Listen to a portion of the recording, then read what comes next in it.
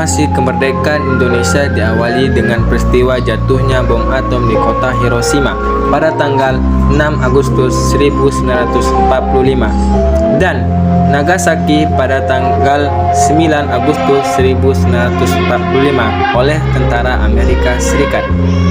Hal ini menyebabkan Jepang menyerah tanpa syarat pada sekutu. Sehingga kesempatan ini dimanfaatkan oleh para pejuang kemerdekaan Indonesia untuk memproklamasikan kemerdekaan Indonesia.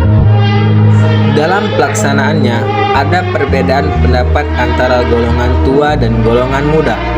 Golongan muda ingin proklamasi kemerdekaan segera dilakukan, sedangkan golongan tua tidak ingin terburu-buru dalam proklamasi kemerdekaan karena takut akan terjadi pertumpahan darah.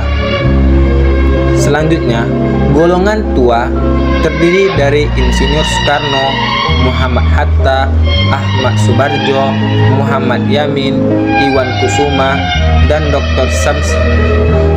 Sedangkan golongan muda yang berjuang untuk kemerdekaan Indonesia diantaranya Soekarni, Ikana, Adam Malik, Syahrul Saleh, Darwis, dan Yusuf Kunto. Pada tanggal 16 Agustus 1945 terjadinya peristiwa Rengas Dengklok di mana Insinyur Soekarno dan Muhammad Hatta diculik oleh para pemuda dan dibawa ke Rengas Dengklok dengan tujuan agar Insinyur Soekarno dan Muhammad Hatta tidak terpengaruh oleh Jepang dan segera menyatakan kemerdekaan. Selanjutnya, pada 16 Agustus 1945 pukul 11 malam Insinyur Soekarno dan rombongannya tiba di Jakarta, sehingga perumusan teks proklamasi dilakukan oleh Insinyur Soekarno, Muhammad Hatta, dan Ahmad Subarjo di kediaman Laksamana Muda Maeda, Tadashi.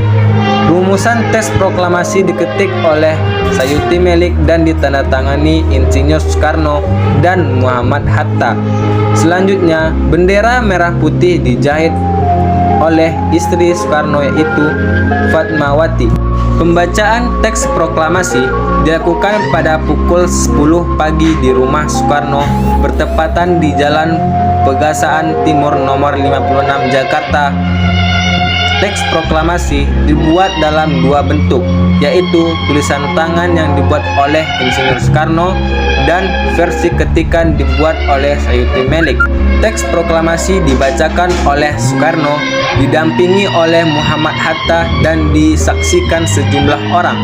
Upacara pembacaan teks proklamasi kemerdekaan berakhir pada pukul 11 pagi dan hal tersebut menjadi titik balik sejarah kemerdekaan Indonesia.